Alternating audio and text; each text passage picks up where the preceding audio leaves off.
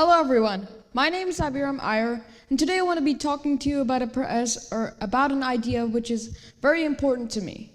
It's politics, but mainly youth in politics. So today I'm going to be talking about why we need more youth in politics.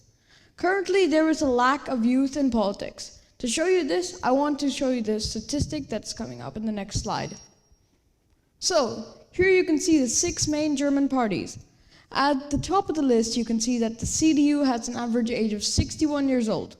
And at the bottom, you can see the Grünen, that is at 48 years old, which are both high, but there is still a difference in between. This could mean that there was a policy difference between two parties. One party said that you need to be 16 or higher to join, and the other said you can join at any age. So, why do we need to change from the current system? So, the first reason is that the youth are more accepting of different things. For example, new technologies, climate change, and also who people are. For example, the youth want to toughen the climate change rules, and they also want to be able to accept more people into their families and also communities. And finally, they are also more accepting of different technologies and what their use is. So, examples of change. Why or who actually changed something? So, our first person is Alex B. Morse. He was a person who lived in Holyoke and became the first Democratic mayor of the city.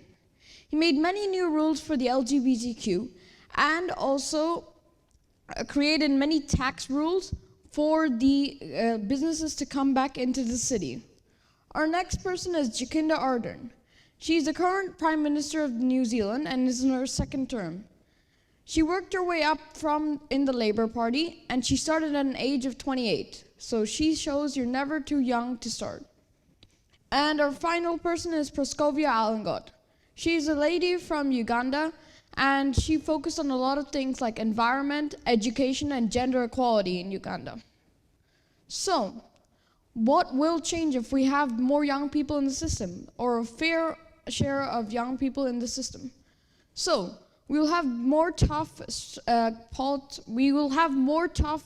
climate change rules, which would allow the government to have more control of who pollutes and who actually does harm to the country. So we would have less CO2 emitted, or we'd have more trees planted.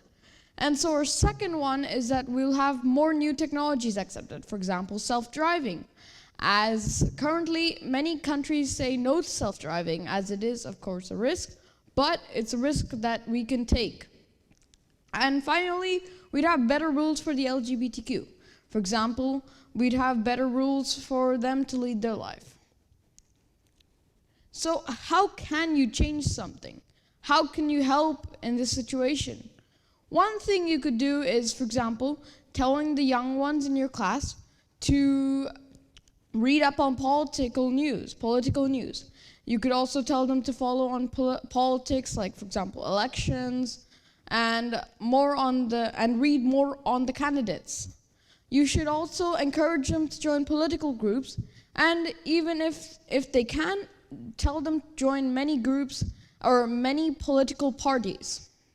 This will give them an experience of politics and will allow them to do something in the future. Thank you for watching. I hope you enjoyed.